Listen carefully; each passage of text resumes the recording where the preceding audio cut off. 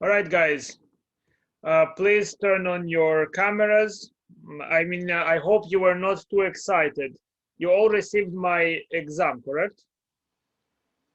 Anyone in this class has not received the exam, has not been able to open it? Yes, good. So you have until the 29th. Please make sure to read the instructions. And I underlined, I highlighted in red that should the instructions not be followed, 10 points will be removed. Good. That means that I expect the file to be named correctly. I expect your first and last name to be there, as I said. Last name, so it would be in your case M, last name, first name, exam1. PDF file, one single page. You understand? You print the document and you write the solution on the document. If you cannot scan, you can take photographs of the document, paste it into Word file and convert it to PDF this way. Yes? So one single file. I don't want to see several images. I hate that. It slows me down. One single file. Clear?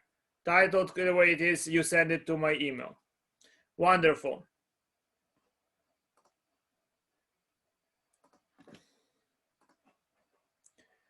21 people here or 20 people here. Yes, to my email. But you can ask me when it comes. If you want some illustrations, some ideas are unclear to you,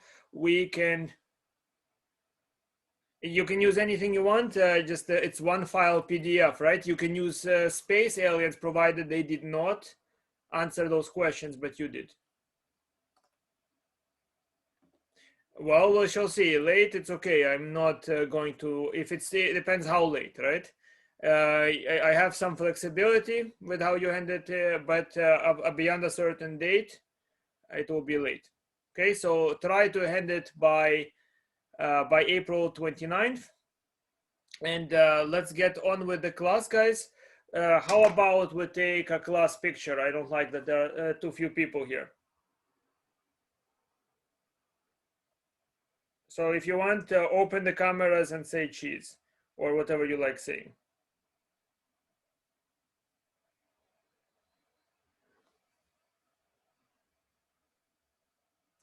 Cameras open if you want to show you participate with your image. Yes, Joseph, great. I'm glad to see you too. Cheese. Good. Wonderful. Oh, Nomi, you disappeared. Oh, you're a clever one.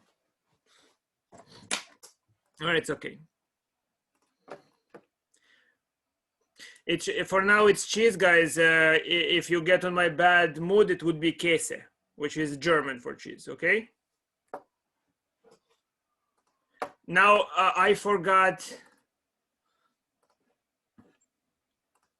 that when we were talking last time about a very important topic, namely about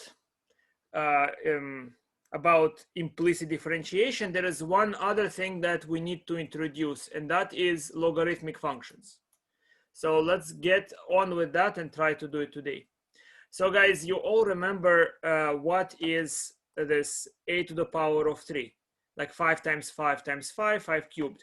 It's just a way to keep account of how many multiplications you carried.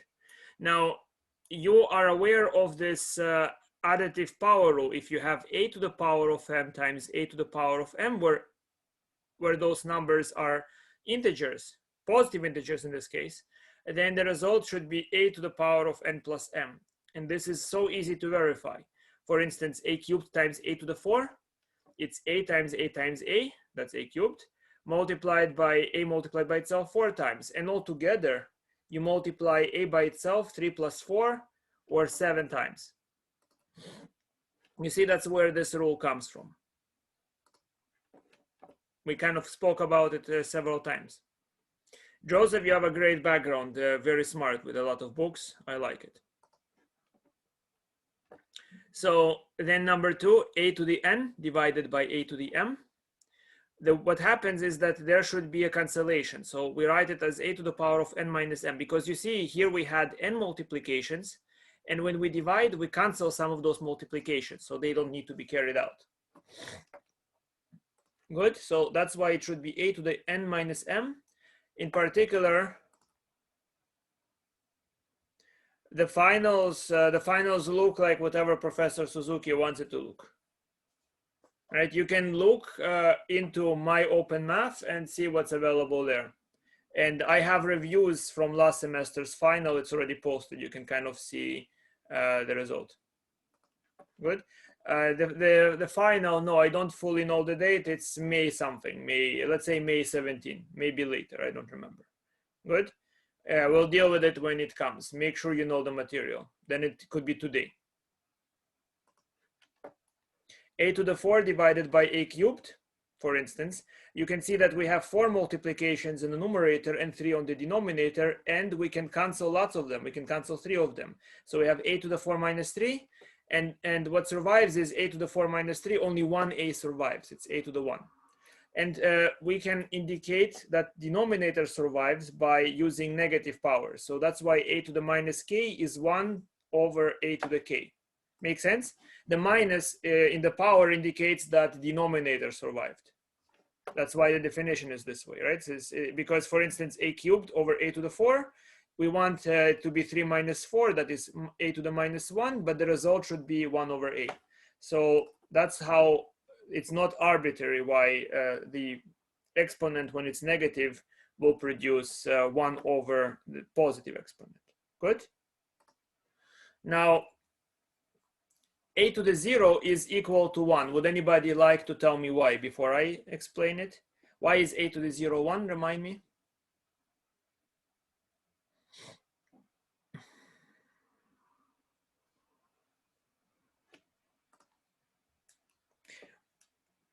Well, anything to 0 is 1, but that's just a dogmatic statement. Why? Why anything to the 0 is 1?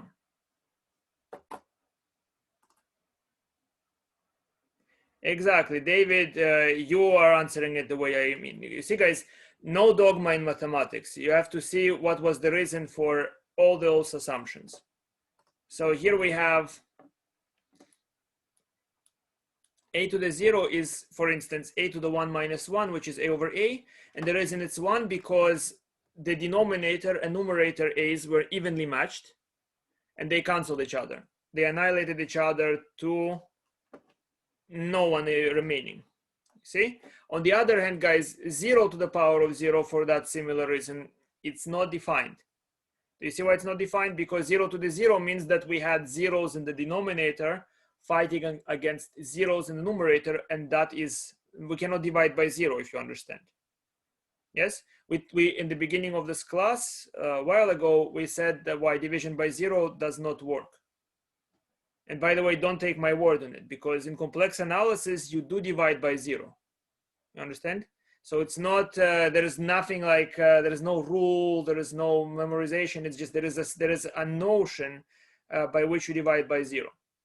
Okay, so 1 over 0 in complex analysis will be infinity, because in complex analysis, there is only one infinity. There is no minus infinity, no plus infinity, and infinity is an actual number. For us, infinity, this sideways 8, represents growth without bound. Okay, so you just always have to distinguish what is being communicated, what's the idea. But for us, 0 to the 0 is undefined because we do not divide by 0.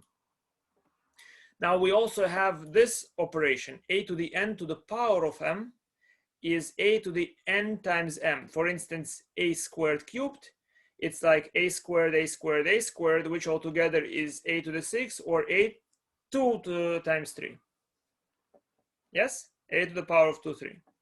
Now, why is that the situation? You can see in general that how many a's I multiply by. If I have a to the n to the power of m, I can think of it this way. I can think of it as here is a to the n, here is another a to the n, here is another a to the m, and I have m copies of a to the n. And this I have therefore a rectangle, a matrix. It's called a matrix, right? So you have a matrix that has m rows and n columns, and between each entry you multiply. So the question is just count how many entrances of a we have. You can see that it's going to be n, 2n, 3n all the way mn. So you can see why we have a to the m times n. I hope you understand the analogy to rectangles.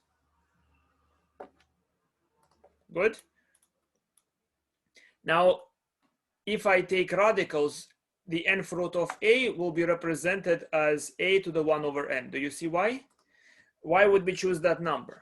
We can think of it this way.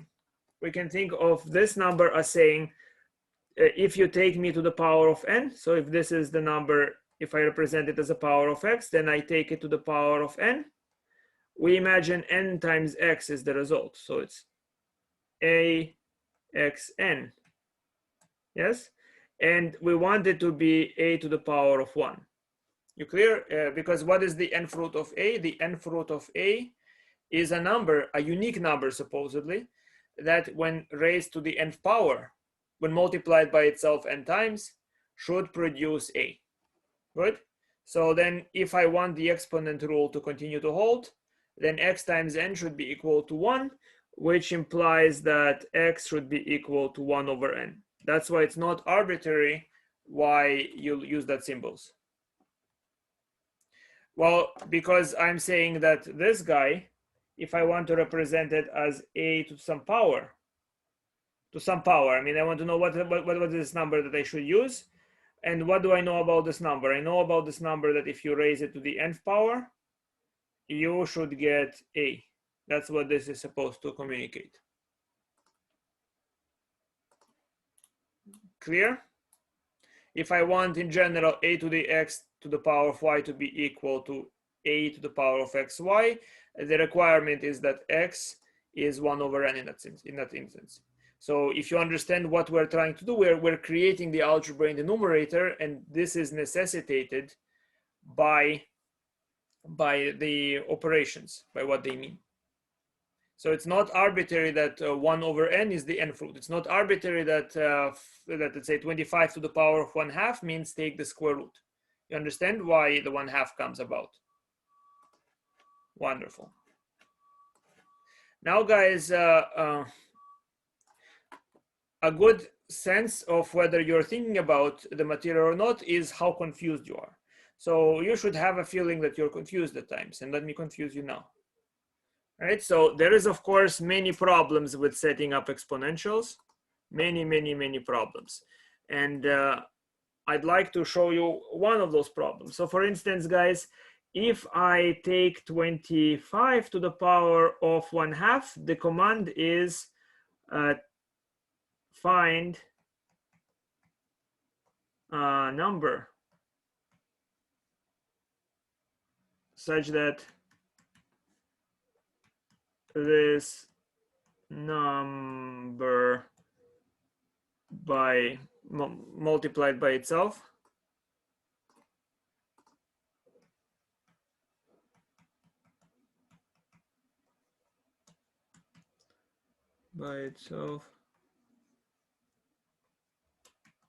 gives 25. And you can guess that 25 to the 1/2 is 5. Right?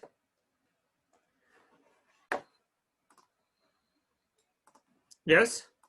But you notice that it's a very different operation. For instance, guys, we are going to define a to the power of a fraction m over n to be a to the power of 1 over n to the power of m. That's the definition of raising a to a fraction. Okay, and if that is our definition, look what happens if I take 25 to the power of 3/6. 25 to the power of 3/6 is very different. It means 25 to the power of 1 over 6 multiplied by itself 3 times. Do you see that the operations are different? Guys, 3 over 6 is equal to 1/2, correct? But the operation of 25 to the 1 over 6 and then to the power of 3 is an entirely different sequence of operations. Do you see what I'm saying? It says find the 6th root of 25, the 6th root of 25, and then multiply the result by itself 3 times. Doing what like this, Francis? 25 to the 1 over 6 cubed. You see there are all sorts of problems there. It's that is that this 1/2, I want to know that this notation is meaningful, right? Because a fraction has many other representations, right? Each fraction, in fact, has infinitely many representations, and all those infinitely many representations will produce different or require different operations, and yet those operations must give the same result for this to be meaningful. Yes.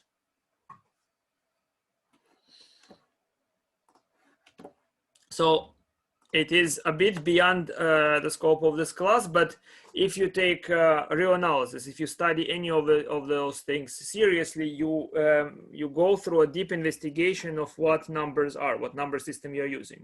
So if you use real analysis, it begins with a thorough study of the structure of the real numbers. What are those numbers like? What are the operations they're like? What do they do? What are they capable of representing? Okay, because you have complex analysis and real analysis and all sorts of analysis, all sorts of calculi, and they produce very different theorems and very different results, and they have different uses. Okay, as it happens, you can prove that, and that's if you want to. I mean, that's a good exercise for a person that tries to really understand the stuff is to show that if m over n is equal to p over q. In other words, for any two fractions, then a to the power of m over n will equal to a to the power of p over q. In other words, that fraction representation it makes sense. I hope at least you understood the problem. Yes, guys, because for instance, this using different fraction is actually telling you to use an entirely different sequence of operations. Yes?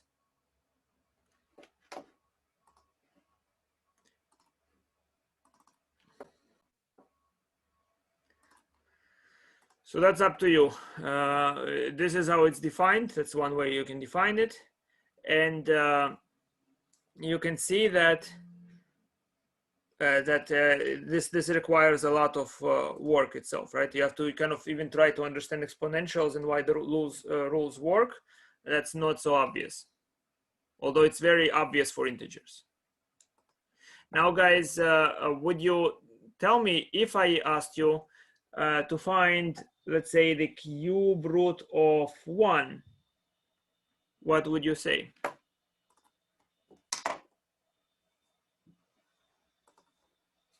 Okay, so Joseph says 1, and you are correct in this class. But that's what I mean why it's important to study the structure of the numbers, because once you go to complex analysis, there are 3 answers. The answer is 1. The answer is minus 1/2 plus I root 3 over 2, and minus 1/2 minus I root 3 over 2. There are actually 3 answers, and you can check if you understand how to multiply complex numbers, that if you cube any one of those numbers, you will get indeed 1. And if you ask for the 5th root of 1, you will have 5 results. Okay. Where did I come from? Well, that's a philosophical question, Francis. Yes. I ask myself the same thing, but mostly where am I going?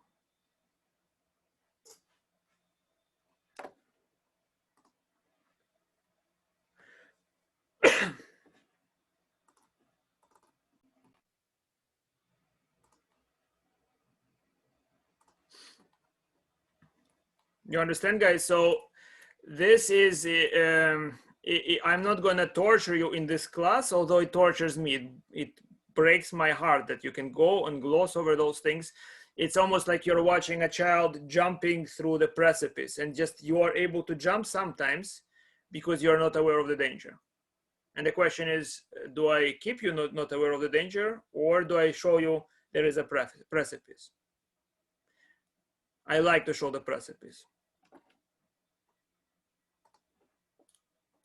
Okay, guys, just we are still in real analysis, so you can, if you wish, forget that 1 to the 1/3 is it has several solutions in complex analysis. You can imagine you go back to that nice word of yours where there is only one solution. Even though actually by answering one of the extra credit questions on my exam, you can, if you understand how to do that, you can, in fact, if you know how to calculate the trig functions, you can figure out what's the relationship to the number I. What's the relationship to the number root of -1, what it means. So here we have just a few very basic questions, guys. So I would like you to answer A through C right away. Just tell me what X equals to in A through C, please. So you can just write first line, second line, third line, just the answers. It's very easy.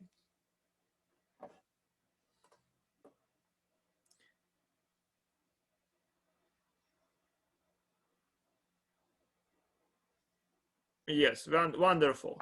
So you all can see that the answer is, just by guessing, it's 2, 3, and 0. Yes? 2, 3, and 0. Beautifully done. Or my new favorite word, stupendously done. Now here is D, E, and F.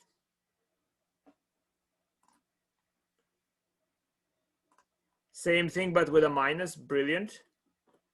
And then, guys, yeah, just the same thing, but a minus there. And now G, H, and I, please tell me what is the solution.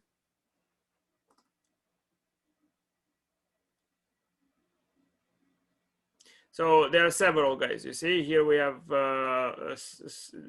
G, H, and I. You can try to tell me in one line.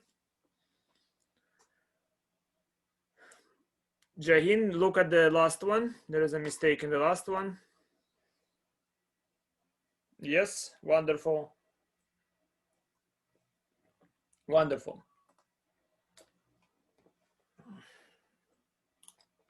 And all we did, guys, is just guess.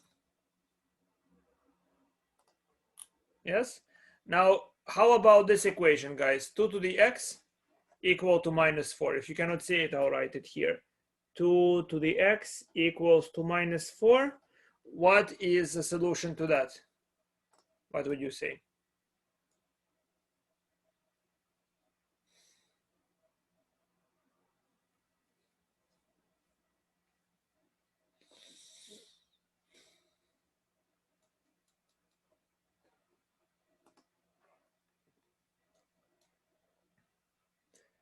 Okay, Francis says -1/2.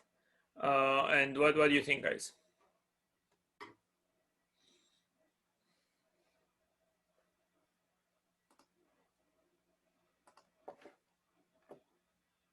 Okay.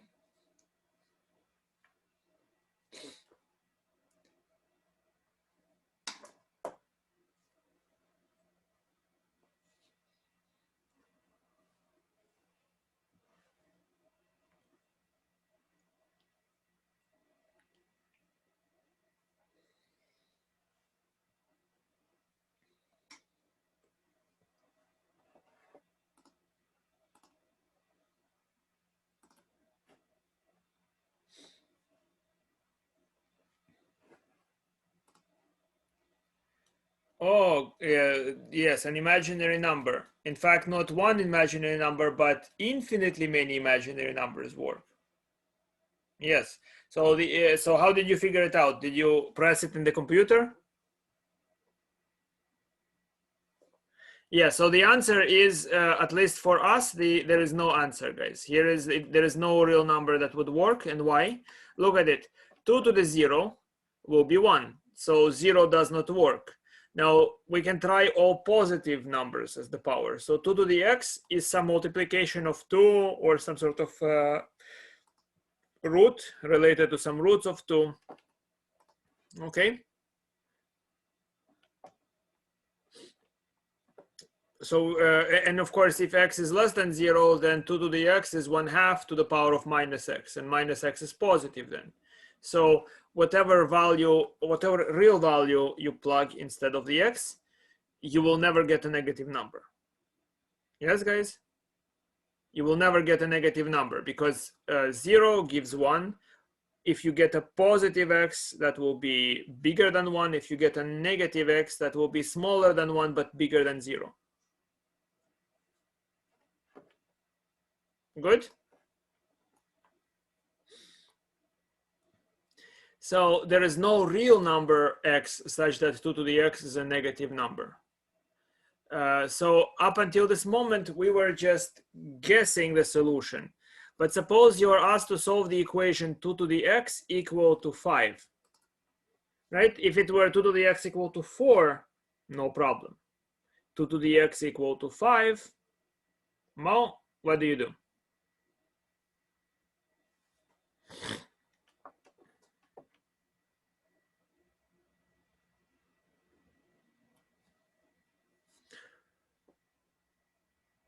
Well, let me tell you guys. A very good beginning in trying, and that was already believed in ancient times. It's pretty interesting. I find that well, for instance, in the Old Testament, the animals were brought before Adam, and Adam named the animals. Now, why is that important to name an animal? Did anybody think about such things? Now, if you name something, so first of all, in ancient times, I think it was believed that naming something is, if you can find the true name of something, you can control it, you can command it. But in general, that's not all too wrong.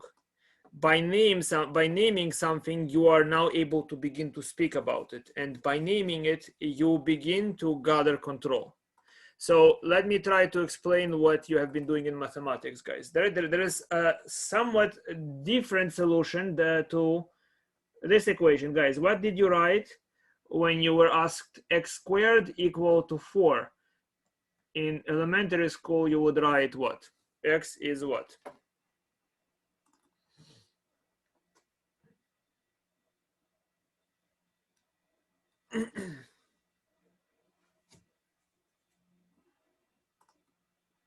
You would have written x equal to plus or minus 2, correct? There is a plus or minus 2 as your solutions. Now, if I said, on the other hand, x squared equal to 2, what would you have written?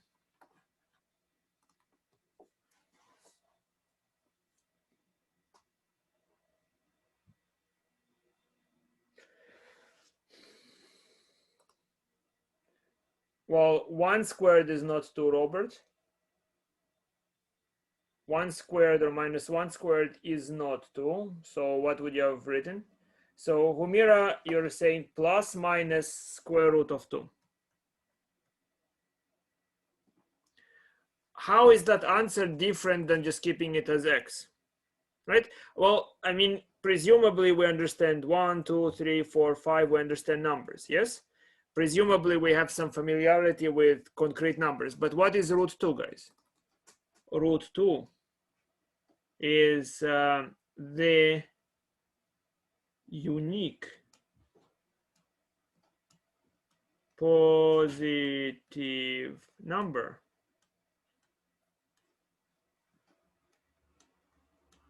such that when squared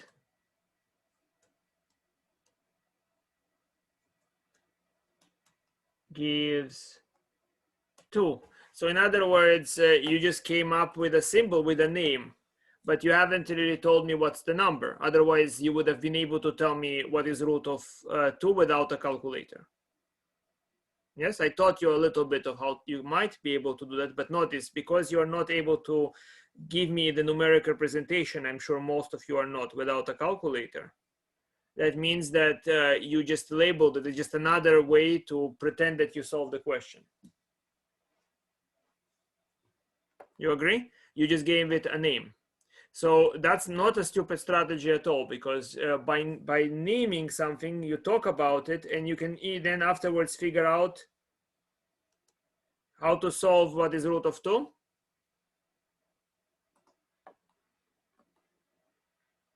Well, there are many ways to solve root of 2, guys. Remember, we spoke about this process. We can say that root of 2 is equal to 1 plus root of 2 minus 1. And this is equal to 1 plus, if I multiply by the conjugate, that is 1 over root of 2 plus 1, which is 1 plus 1 over root of 2 over 2. I can write it like this: 2 plus root of 2 minus 1. And then you can just simply write that this is 1 plus 1 over 2 plus 1 over 2 plus 1 over 2 and onwards. And this is exactly root of 2, and you can use that to approximate. I taught you how to do that in one of the lectures, correct? That's one interesting idea. You can also use the polynomial idea, guys, right? Whenever you try to calculate an operation that's not polynomial, you hope it might be a polynomial. So you can do something like this. Imagine that I ask you to express what is 1 plus x, and this operation is it's not a polynomial because you have a root. So you can say this is equal to a0 plus a1x plus a2x squared plus a3x cubed, and so on and so forth. You understand what we're trying to do by writing it as a polynomial?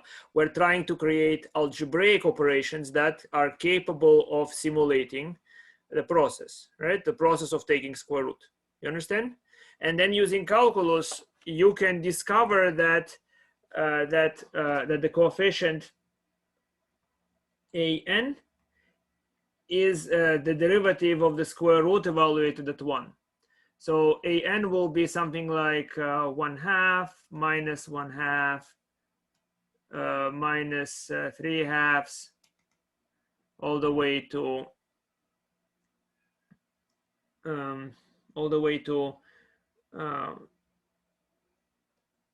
1/2 minus n plus 1 divided by n factorial.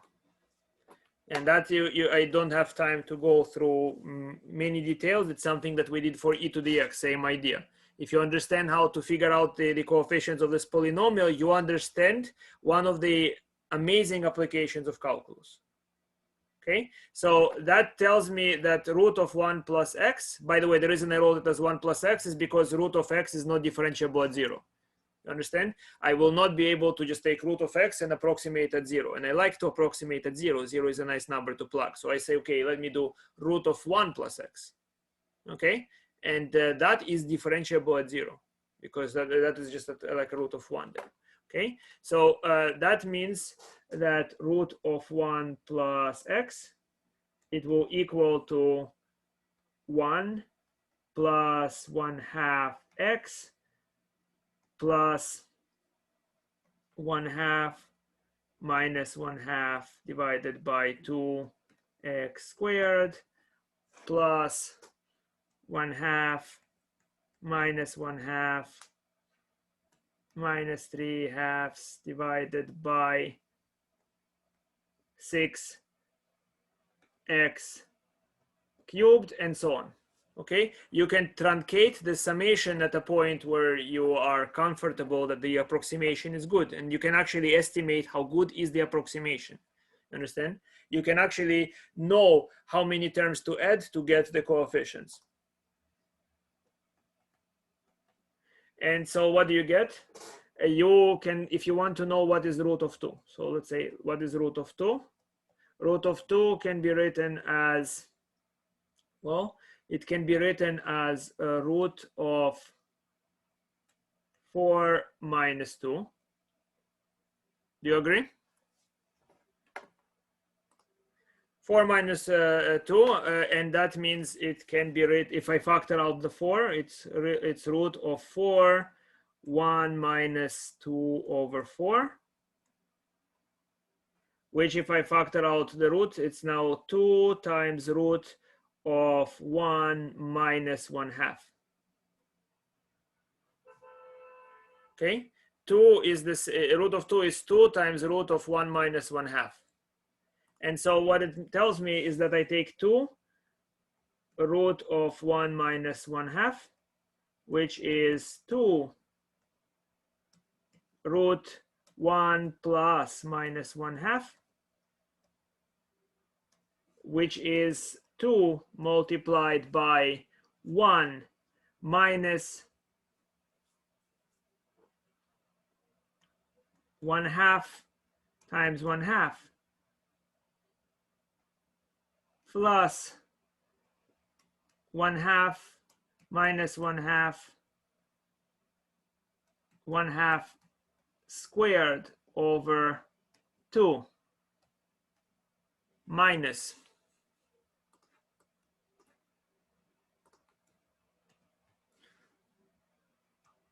1/2 minus 1/2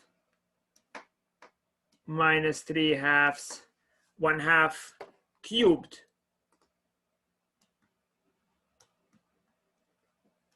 over 6,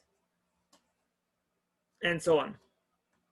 You can sum even those terms and see what you get, guys, if you're interested. Right? Just you can use that in a calculator and see what you get. So it's simply according to what I wrote, it's going to be 2 minus 1/2 plus minus 1/2 minus, I'll just simplify it. What is this? This is now minus 1/2 to the power of 4.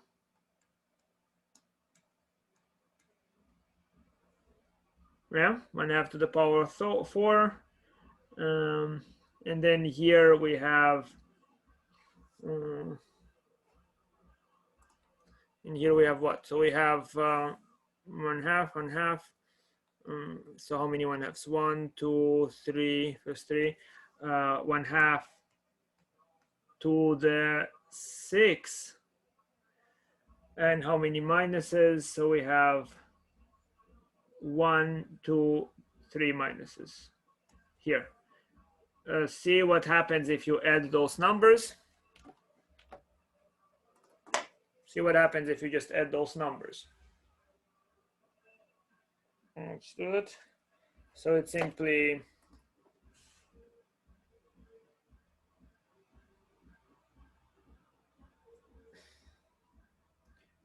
two minus 0.5 minus 0.5 to the power of 4 minus 0.5 to the power 6. And just by using this approximation, right, I got 1.4 to 1.875. And now let's contrast that number with the calculator's root of 2. The calculator's root of 2 is 1.414, blah blah blah. Right? So we already have the first two coefficients. If you introduce one extra term, it will be already much more. Understand? So for computers and even for people, doing such evaluations does not take a lot of effort. Do you understand what I'm showing you guys? So here is your calculus, right? You can just very quickly, if you understand the ideas of calculus, come up with simulations of operations that were before not known to you. And where does it begin? It begins with defining the function, defining the expression, and once you are able to talk about it, you will be able to come up with arbitrarily good approximations. Yes, it is to solve root of 2. I showed you two very quick ways to solve root of 2, to figure out what it is. Okay, so what is calculus? Again, what do you do with it, guys? You are building with Lego blocks. You're engineering a higher mathematical operations. That's one obvious application of it. I hope you're impressed, right? Isn't it interesting? Those ideas allow you to very quickly calculate and figure things. Yes, Jahin, that's exactly right. That's the video where they found pi. Newton was using calculus for the purpose of understanding physics, and it's of course required today for the same reason, right?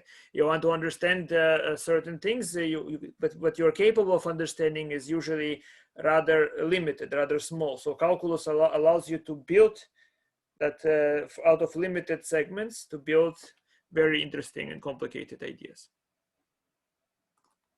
So this guy is a good student would be able to do that already from my class. This idea, you understand the idea? If you understand the idea, you can generate the polynomial. If you generate the polynomial, you can calculate the summation. You might wonder, how do I know when to stop adding? Because I'm not going to add to infinity. That is just another, you need to know how to approximate. I mean, I can just estimate how many terms to add and to be sure that you have this number of coefficients correct. Okay?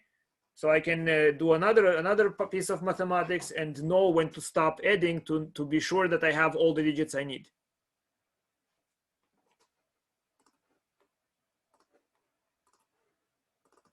Now back to logarithms, guys. You understand? So with roots, if you begin by naming a root even without understanding what it is, you will, with some amount of effort, be able to calculate it. So we can do the same thing or give the same solution, existential solution, to the equation 2 to the x equal to 5. And what is that going to be? It's going to be log base a of b. I'm going to define the power that takes a to b. I'm going to define it as log base a of b. And all that means, guys, it means place this expression over a to get b. Do you understand? The little a here, just forget about the log or just whatever. It's a language saying place the expression over a and you will get b. And that should remind you of Alice in Wonderland, right? Do you remember how she got small? She had this vial, and there is a tag on the vial that says, if you drink, you will get small. And if this is true, if the vial is not lying to you, that's exactly what it's going to do. You understand? You might, of course, argue, is such a vial possible? Does it exist? And this is, of course, all those steps that you take within mathematics. But first, you can begin trying to understand the properties of such a vial, if it does exist. Okay, so let's try to see if you understand the idea, guys. So 10 to the power of x, how do I get 3? Well, I can cheat and I can say simply, oh, just x is equal to log base 10 of 3. Do you understand what it means? It means place this expression over 10 and you get 3. The log, I mean, I'm not sure what the log is supposed to mean and how it developed. That's just a symbol. But really, to me, it's just 3 is what I'll get when I place something over 10. If you understand, please tell me what is 6 to the power of x equal to 2.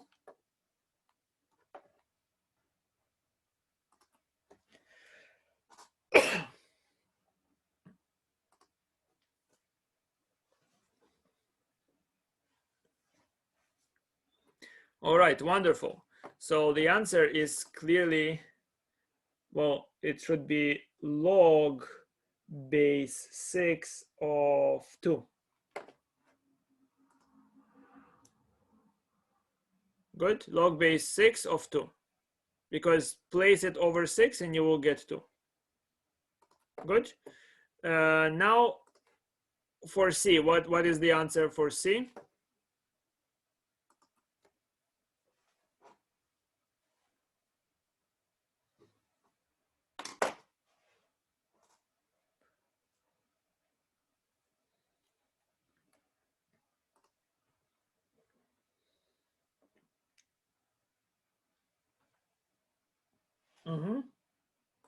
The answer for C is log base 5 of 7.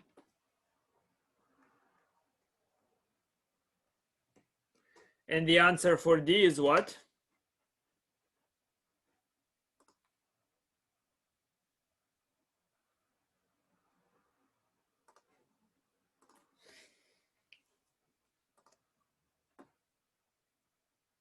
Okay. And the answer for D is log base 9 of 3, which by the way is what? Because in this case, it's very easy to figure out what the number is. It says place me over 9 and you'll get 3. Place me over 9 and you will get 3. And the answer is 1/2.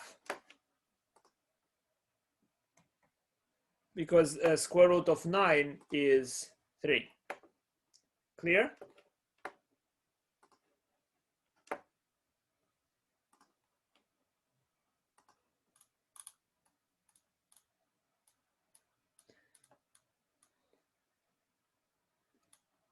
So guys, again, one of the themes of this class that I hope you're understanding is there seems to be a difference between functions like tangent x, sine x, e to the x, logarithm, root from polynomial functions. Do you agree? Because none of those expressions, none of those functions actually show us how to carry the calculation, right? To the power, you might think, well, I know how to, if I write integers in the power, then I might be able to calculate. But in general, if I have, let's say, e to the power of 1/2, that's calculating root. How am I going to do it? Yes. So in general, this is not a formula that allows me to carry out calculations, whereas polynomials seem to be explicit. I'm able to multiply, I'm able to add. So we want to be able to represent every single function as a polynomial, because that, if we are able to do that, we are able to carry calculations. Okay, and some people, of course, because of that, or maybe because of other things, they make the mistake of canceling out the x here. So sine of x squared over x, some people would write, and I've seen it many times on tests, they write sine of x, but that's fundamentally terrible. It means that the person does not understand what's happening here at all, just tries to get by. You see that sine of x is not sine multiplied by x. This means a complicated digestive process that is carried against x squared. And you should be able to figure out, guys. Can you figure out what is the digestive process and why? Let's say, what would be the process for sine of an input? What does it do to the input? You understand? How is the input digested? It's not, sine does something to the input. Only when the input is very small, what is done to the input is not very significant, but it's always something done. There is an explicit formula that you can come up of what sine is doing to the input. Yes? Just like we did it for e to the x. So for instance, what is e to the x? Which many people prefer it because the exponential in this form is a bit problematic. You might say, what does it mean to raise something to the power of x? I mean, I don't understand it. I don't know if it's legitimate and whatnot. And you can write it simply as exponential x.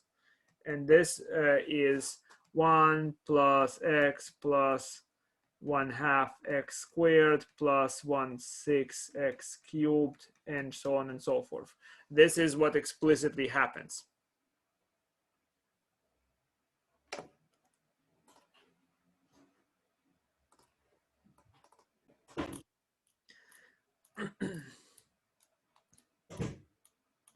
So now, guys, let's examine properties of logarithms to try to explain what they might be. So first, guys, I would like you to tell me what is 5 to the power of log base 5 of a smiley face, provided this makes sense. What is this? 5 to the log base 5 of a smiley face.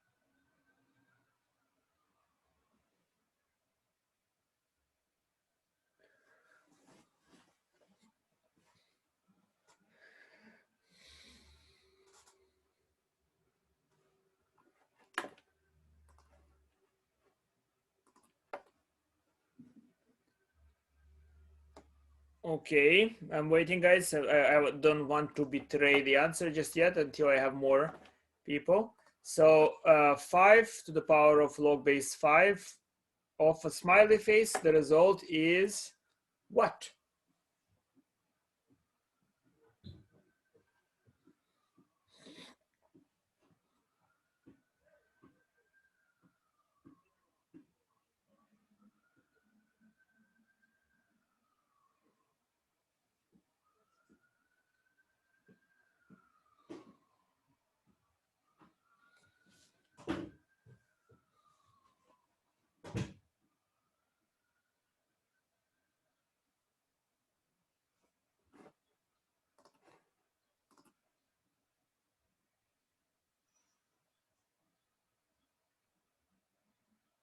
Come on, guys. 5 is raised to the power of, if you understood what I said before, 5 is raised to, what does it mean, guys? What is log base 5 of a smiley face?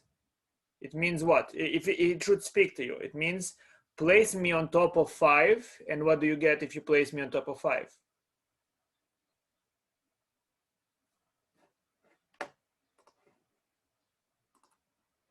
Yes, very simply, just executing. It's following the instructions, right? Place this expression. This is says place me on top of 5, and you will get a smiley face. So that's done. It's placed on top of 5. So the result is simply a smiley face. Good. Good. That's just by logic. Of course, guys, you have to be careful. What is 5 to the power of log base 5 of minus 7? Would you tell me, please? So here, 5 to the power of log base 5 of minus 7 is what?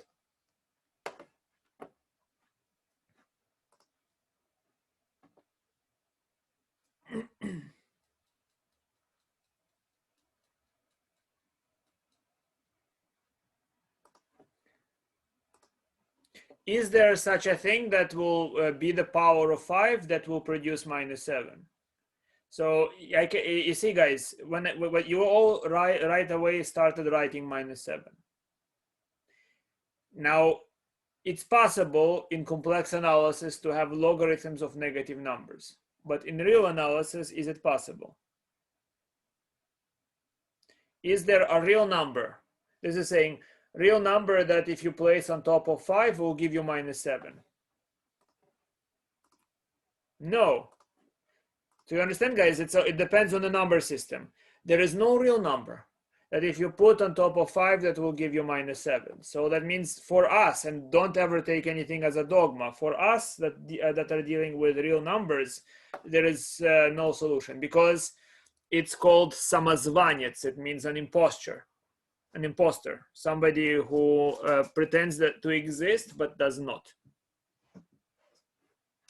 You understand? Like your aunt that promises you billions of dollars, or my aunt. So I have so many aunts in so many places around the world. that tell me that they want to give me $1 million or $1 billion, you know, I kind of stopped counting. That's the same thing here. Good.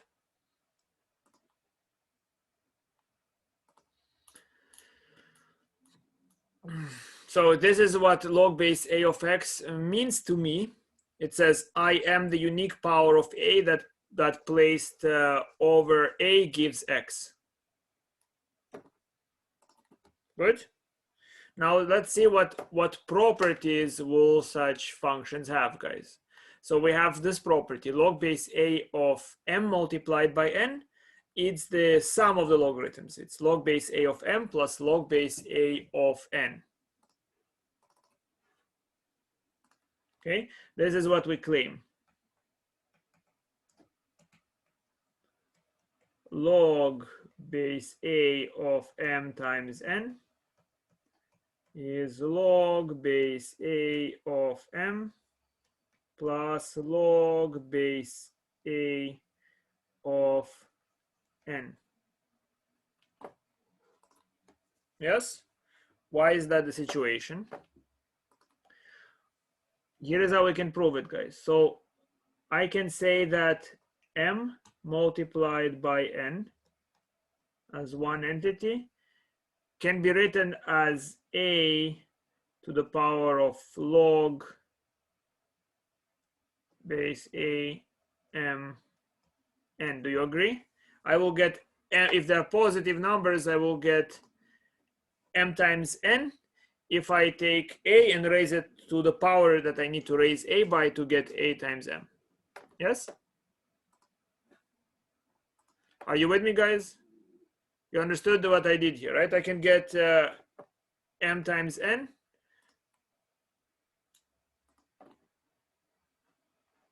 by simply raising a to the power that a has to be raised by to get m times n. But on the other hand, what is m times m? I can think of it as m times n. And what is m? M is a log a m. And what is n? It's a log a n. Agreed? And when I multiply one times another times the other, the additivity of the powers gives me a to the power of log base a m plus log base a n. Do you see that?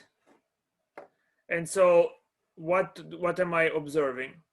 I see that this number produces m times n, but in this number is producing it's producing the same thing because there is uniqueness, right? We're saying that there is a unique power.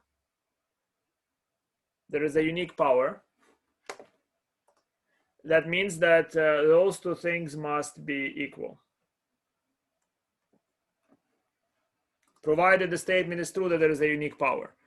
That means that here I found one expression for that power and I found another expression of that power. They must be equal since there is only one thing that does it.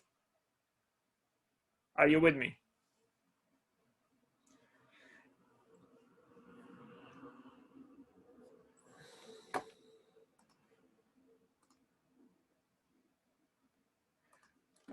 Do you have a sense why there should be a unique power, by the way?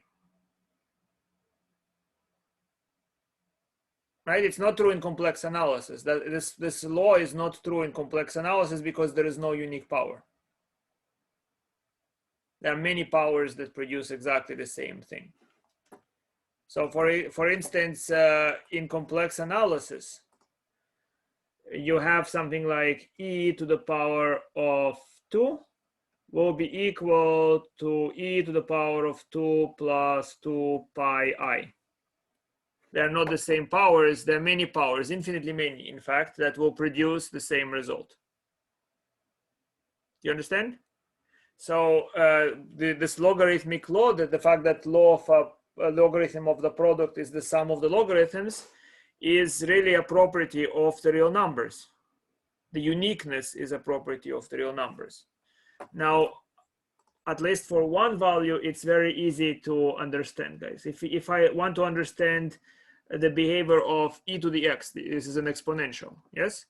E to the x, first of all, you remember it's equal to 1 plus x plus 1/2 x squared, and so on and so forth, right? So I can observe that there must be first of all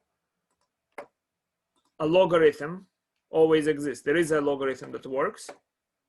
How do I know that? Well, look at it, guys. So first of all, I can see that e to the 0 is equal to 1, and in general e to the x is bigger than x. Do you agree? Because e to the x is 1 plus x plus 1/2 x squared. When x is positive, that is definitely true, right? If x is positive. Okay, that means that limit as x goes to infinity of e to the x, it's a sort of like a squeeze theorem, is bigger than limit as x goes to infinity of x, which is infinity, which means that my graph will go to infinity. So I have some, even without visualizing it, I have that here it's 1, and then somehow it will go to infinity, which means what? Which means that there is a way to get to any number above 1. So if I take a number n above 1, if I take a number n above 1, then there is a number t. There exists a number t such that e to the power of t is equal to n by intermediate value theorem.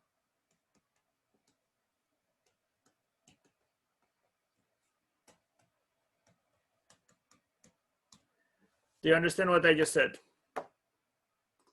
It's not required. It's just kind of, it itches my brain to for if you don't see it. You see, e to the x, it's differentiable function, therefore it's continuous, right?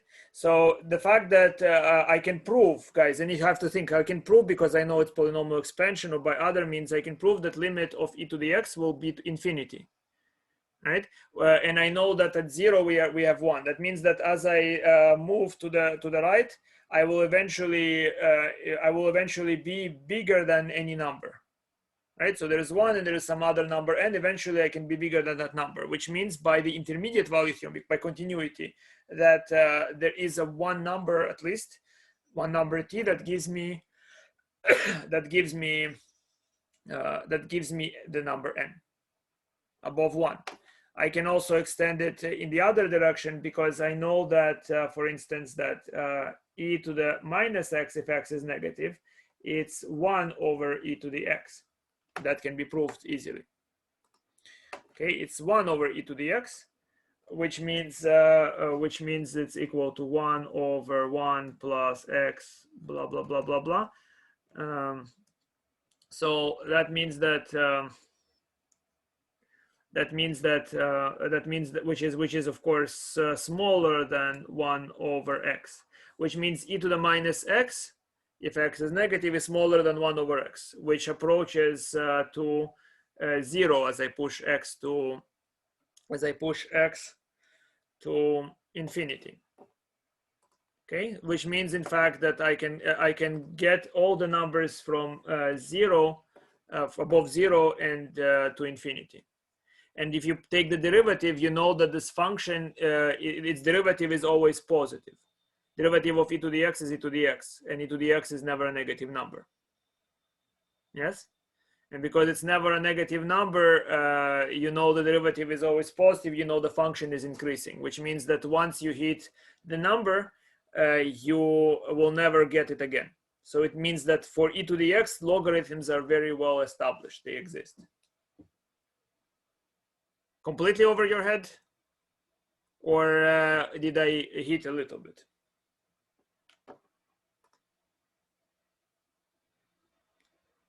Christiana, did you understand? David, Zvi, Robert, Joseph.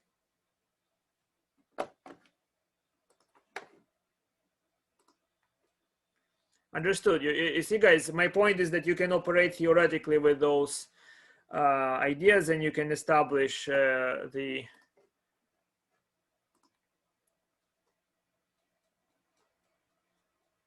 Yes, I mean, it's not. I'm not going to bother mentioning fully because even the intermediate value theorem was not proved.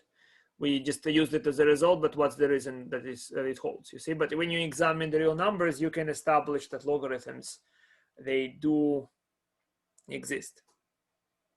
Yes.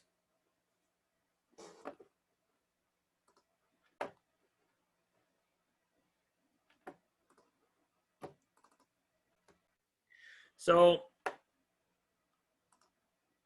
yes, we can do similarly for logarithm of a of m divided by n. The property is that it's log base a of m minus log base a of n. You understand how to do that, guys? Let's see if you can. I'm not sure if how easy it is to compare. Here, I guess I'll do it. I'll do it. Okay.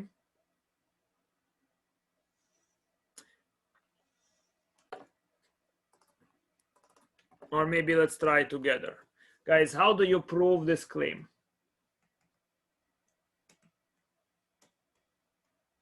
Log base a m over n is log base a m minus log base a n. How do I know that's to be true?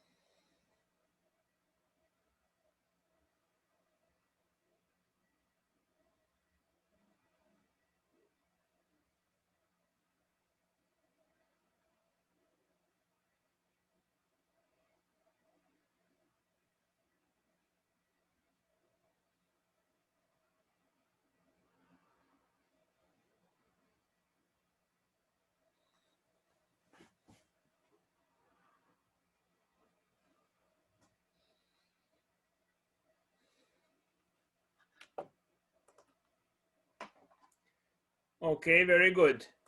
Very good. So what you can do is you can say that m divided by n, or let's say let's write it this way actually. So it's in one line. We can say that a to the power of log base a of m over n. That's m divided by n. Agreed? Which is what? Which is a log base a of m divided by a log base a of n, which is a log base a m minus log base a n. And we're done by the assumption of uniqueness, guys. So this and that is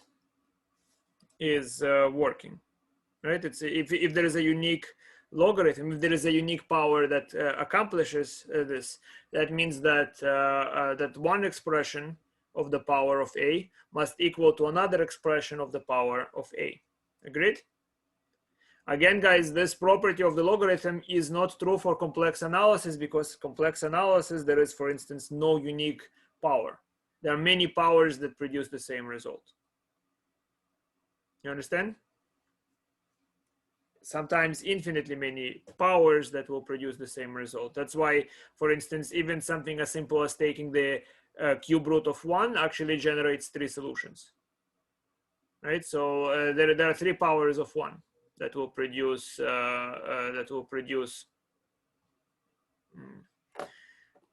produce 1.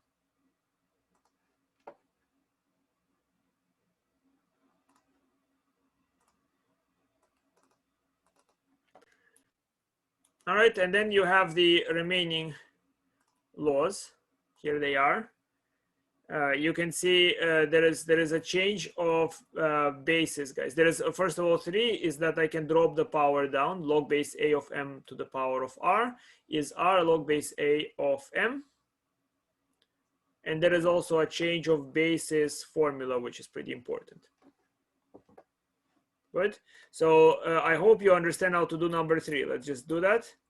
It's basically, I can say that a to the power of log base a of m to the r will be m to the r, but m can be represented as a log base a of m, and that to the power of r allows me to now multiply those powers. So a to the r log base a of m is log base a of mr, which means that the powers are the same. I am able to drop the power. Understand? That will be very important when we're going to try to figure out the derivative.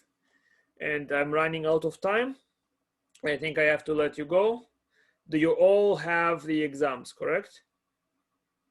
All of you received the exam. You know when it's due. You know how to submit it. Well, then there is nothing that remains but to say goodbye. Take care. Bye.